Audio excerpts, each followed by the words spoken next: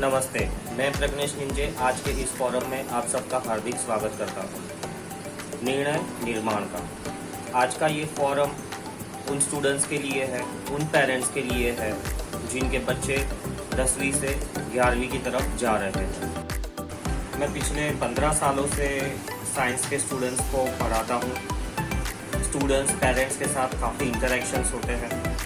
इन interactions में parents students अपने experience share करते हैं। उन्हीं एक्सपीरियंस के बेसिस पर आज का ये वीडियो मैंने बनाया है, जिसमें standard 10th to 11th moving students को क्या करें क्या ना करें उस बारे में मैं कुछ गाइडलाइंस दूंगा। 10वीं का रिजल्ट आपका जो भी आया हो, इसके आगे क्या करना चाहिए क्या नहीं, उसके बारे में हम आज विस्तृत चर्चा करेंगे।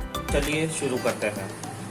10वीं पास होने के बाद आपके पास क्या ऑप्शंस अवेलेबल हैं। पहला ऑप्शन है आप 11th स्टैंडर्ड में एडमिशन लें और अपनी पढ़ाई जारी रखें। दूसरा ऑप्शन है 10वीं के बाद और क्या कर सकते हैं। 10वीं के बाद आपके पास डिप्लोमा के भी ऑप्शन है और ITI के भी ऑप्शन है। डिप्लोमा करें, ITI करें या 11वीं में एडमिशन लें, इसका फैसला डिपेंड करता है आपके 10th स्टैंडर्ड के मार्क्स पर और आपकी इच्छा पर। तो सबसे पहला ऑप्शन है डिप्लोमा। ये एक सर्टिफिकेट कोर्स है जो बैचलर्स इन इंजीनियरिंग से एक स्टेप नीचे आता है। डिप्लोमा करने के बाद भी आप इंजीनियरिंग में प्रवेश ले सकते हैं। डिप्लोमा 3 साल का होता है। इसमें कई सारी ब्रांचेस के ऑप्शन अवेलेबल हैं, जैसे कि mechanical, civil, IT, computer, electronics and communication और वगैरह वगैरह। दूसरा ऑप्शन है ITI। ITI माने इंडस्ट्रियल ट्रेनिंग इंस्टीट्यूट। ITI आपको तैयार करता है इंडस्ट्रीज के लिए जहां पर मैन पावर की ज़रूरत होती है। मैन पावर फैब्रिकेशन से लगता हुआ, मैन पावर इलेक्ट्रिशियन से लगता हुआ, प्लम्बिंग, पाइपिंग वगैरह वगैरह। और तीसरा ऑप्शन है 11वीं की पढ़ाई कंटिन्यू करें। तो चलिए जानते हैं 11वीं में एडमिशन लेने से पहले किन बातों को दिमाग में रखना ज़रूरी है। तो सबसे पहली बात, बोर्ड का सिलेक्शन।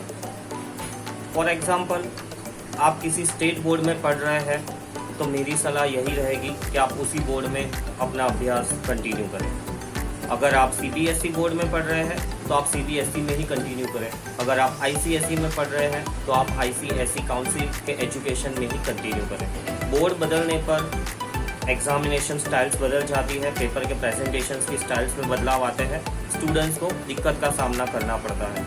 इस वजह से मैं ये सजेस्ट करूँगा कि आप अपने बोर्ड को चेंज ना करें, वही बोर्ड में अपनी पढ़ाई कंटिन्यू करें। स्कूल के बाद में नेक्स्ट इम्पॉर्टेंट सिलेक्शन है स्ट्रीम। 3 स्ट्रीम्स के ऑप्शंस हमारे पास अवेलेबल है, साइंस, कॉमर्स और आर्ट्स। स्ट्रीम को सिलेक्ट करने से पहले आप खुद की स्ट्रेंथ, खुद की वीकनेस को बहुत अच्छे से परख लें। साइंस उन स्टूडेंट्स के लिए है जो किताबों के साथ ज़्यादा वक्त स्पेंड करते हैं, जिन्हें पढ़ाई बहुत अच्छी लगती है।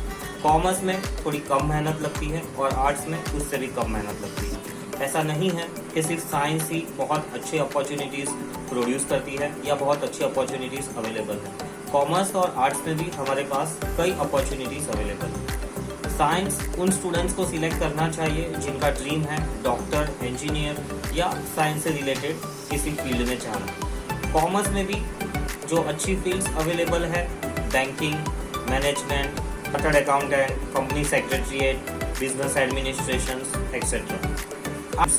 आर्ट्स में भी कई अच्छे कैरियर ऑप्शंस अवेलेबल है, music, sports, fashion designing, interior और भी कई सारे कोर्सेज हैं जो आर्ट्स के बाद भी हम कर सकते हैं। तो साइंस, कॉमर्स और आर्ट्स, इसका सिलेक्शन आप सोच समझ कर करें कि आप आगे जाकर क्या बनना चाहते हैं, अल्टीमेटली आपका एम क्या है। का सिलेक्शन किस बेसिस पे करें।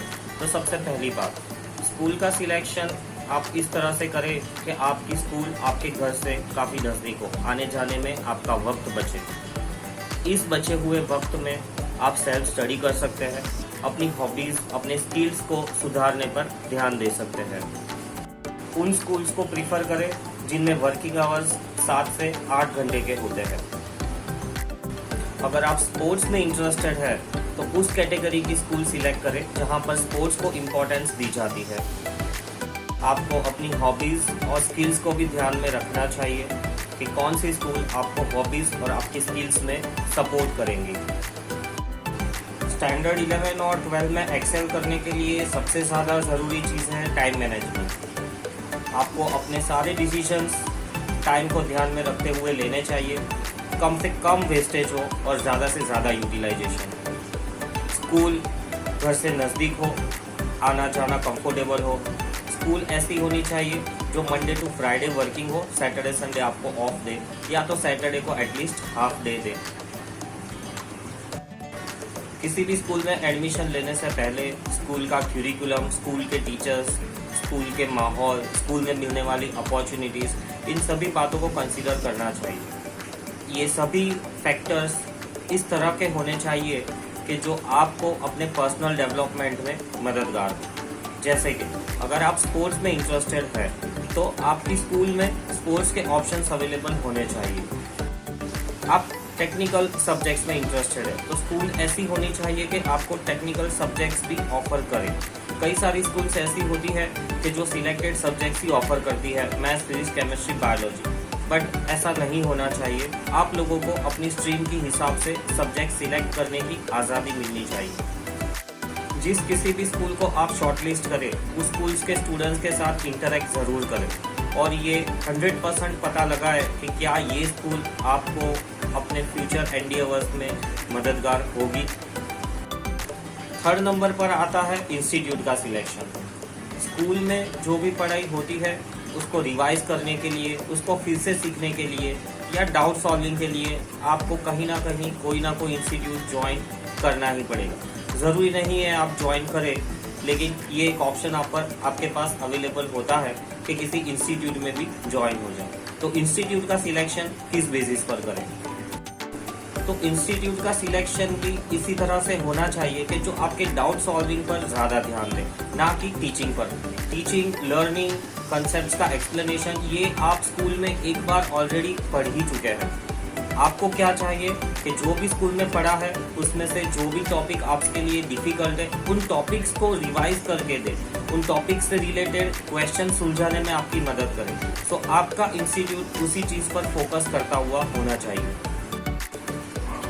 सो ओवरऑल इंस्टीट्यूट ऐसा हो जो आपको समझे, आपको क्या नहीं आता है, आपकी परेशानियों को जाने और उस हिसाब से आपको सॉल्यूशन दे, ना कि जो चल रहा है उसी को करने के लिए आपको फोर्स करें। जिस टॉपिक्स में भी आपको परेशानी हो उसको सुलझाए, उसको फिर से एक्सप्लेन करें, उसे स्ट्रॉन्ग करने में मदद करें। कई सारे इंस्टीट्यूट्स एक पर्टिकुलर कंटेंट पे ध्यान देते हैं, पढ़ाते जाते हैं और ये बच्चों पर ही निर्भर रहता है कि वो उन्हीं कोर्स के साथ साथ, उन्हीं के टीचिंग के साथ साथ आगे बढ़ते रहे। लेकिन मेरा ऐसा मानना है कि हर बच्चा ऐसा नहीं होता है, हर बच्चा फ्लो के साथ साथ नहीं चलता है। जो बच्चे काफ़ी होशियार होते हैं, पढ़ाई में ज़्यादा इंटरेस्टेड होते हैं, वो लोग टीचर्स के साथ साथ चलते हैं, इनफैक्ट टीचर्स के आगे भी चलते हैं। बट कई सारे स्टूडेंट्स जो एवरेज होते हैं, पढ़ाई में वीक होते हैं, जो पढ़ाई में ज़्यादा इंटरेस्टेड नहीं है, वो लोग फ्लो में काफ़ी पीछे रह जाते हैं। तो खास करके ऐसे स्टूडेंट्स जो कि पढ़ाई में एवरेज है या बिलो एवरेज है, उन लोगों को इंस्टीट्यूट सिलेक्ट करने में बहुत ही ध्यान रखना चाहिए। किसी भी इंस्टीट्यूट को ज्वाइन करने से पहले डेमो पीरियड ज़रूर अटेंड करें। ऐसा नहीं है कि पहले पेमेंट किया और फिर इंस्टीट्यूट में ज़बरदस्ती आपको जाना पड़े। बेटर है आप 5-10 दिन का एक ट्रायल पीरियड ले, जिससे आपको faculties, teaching methods, atmosphere, students, इन सब के बारे में आइडिया मिलेगा। तो ऐसे स्टूडेंट्स को बहुत बड़े 5 स्टार इंस्टीट्यूट्स में ना जाकर किसी घर के नज़दीक वाले ऐसे इंस्टीट्यूट्स को ज्वाइन करना चाहिए कि जो आपके प्रॉब्लम्स का परफेक्ट सॉल्यूशन दे, आपके साथ चले, ना कि खुद के साथ आपको चलने के लिए फोर्स करें। टीचर्स सपोर्टिव होने चाहिए, टीचर्स ऑलवेज अवेलेबल होने चाहिए आपके डाउट सॉल्व करने के लिए, आपकी प्रॉब्लम को सुनने के लिए और उसके लिए सॉल्यूशन प्रोवाइड करने के लिए। पेरेंट्स के लिए भी मेरा यही सजेशन है कि ट्रेंड के हिसाब से अपने बच्चों को फोर्स ना करें। कंपलसरी इंजीनियर बनना है, डॉक्टर ही बनना है, बी ग्रुप ही सिलेक्ट करना है, ए ग्रुप ही सिलेक्ट करना है, नहीं, ये गलत है। हर बच्चा अपने आप में यूनिक होता है। उस बच्चे के कुछ सपने होते हैं, उस बच्चे की कुछ स्पेसिफिक स्किल्स होती है। एज ए पेरेंट आप अपने बच्चों को बचपन से जानते हैं, उनके इंटरेस्ट को ध्यान में रखकर डिसीजन लीजिए। 4th नंबर पर सबसे ज़्यादा ज़रूरी चीज़ स्टूडेंट का पर्सनल इंटरेस्ट। स्टूडेंट का पर्सनल इंटरेस्ट यानी कि वो खुद बचपन से क्या बनना चाहता है, उसके सपने क्या हैं। कोई फुटबॉलर बनना चाहता है, कोई क्रिकेटर बनना चाहता है, कोई पायलट बनना चाहता है, engineer, medical, banker, financer, actor, बहुत सारी फील्ड्स अवेलेबल है। तो स्टूडेंट के अंदर जो स्किल सेट है, पेरेंट्स को उसे पहचानना चाहिए और उसी हिसाब से उसके लिए स्कूल, इंस्टीट्यूट सिलेक्ट करना चाहिए। स्टूडेंट अपने पर्सनल इंटरेस्ट को कल्टीवेट करने के लिए क्या कर सकते हैं? तो जैसे कि मैंने कहा कि आप जो भी स्कूल सिलेक्ट करते हैं, इंस्टीट्यूट सिलेक्ट करते हैं, हर जगह पे सबसे इम्पोर्टेंट फैक्टर है टाइम मैनेजमेंट। इस तरह से इन चीज़ों को सिलेक्ट करें कि आपको अपनी personal hobbies, personal interest, personal skills को और ब्रश अप करने के लिए टाइम मिले। आप जो भी फैसला ले, बकरी की तरह मैं करते हुए अपने दोस्तों के पीछे, अपने रिश्तेदारों के पीछे, अपने पड़ोसियों के पीछे ना भागें। आपके लिए क्या सही है, क्या गलत है, उसका फैसला आपको खुद से करना चाहिए, ना कि किसी को देखकर उसकी कॉपी करनी चाहिए। ये हर वक्त ज़रूरी नहीं है कि हर फैक्टर्स कंसीडर करके भी आप जो डिसीजन लेंगे वो 100% सही होगा, आपको 100% सक्सेस हासिल ही होगा, ऐसा नहीं होता है।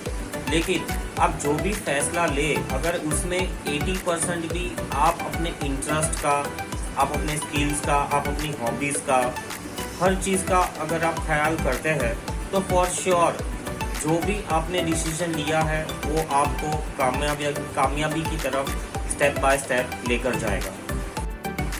फाइनली 11th-12th में सक्सेसफुली अच्छे मार्क्स स्कोर करने के लिए जो ज़रूरी चीज़ है, पहला अपना बोर्ड चेंज ना करें। दूसरा, स्कूल इस तरह से सिलेक्ट करें कि आपका कम से कम टाइम ले और आपको ज़्यादा से ज़्यादा फैसिलिटीज़ दे ताकि आप एक्सेल कर सकें। तीसरा, इंस्टीट्यूट का सिलेक्शन। आप अपने इंटरेस्ट को, आप अपने बिहेवियर को, आप अपने लर्निंग स्पीड को, इन सब चीज़ों को ध्यान में रखकर ही इंस्टीट्यूट का सिलेक्शन करें। और 4th नंबर पर है पर्सनल इंटरेस्ट, जिसमें आपकी हॉबीज़, आपकी स्किल्स, आपके ड्रीम्स। तो इन चीज़ को भी ज़रूरी ध्यान दें, क्योंकि 12th कंप्लीट होने के बाद आप जो भी डिग्री में जाएंगे उसमें आपकी ये स्किल्स, आपकी ये हॉबीज़ आपको काफ़ी हेल्प करेगी, सो दैट आप एक परफेक्ट सक्सेसफुल कैरियर बना सकें।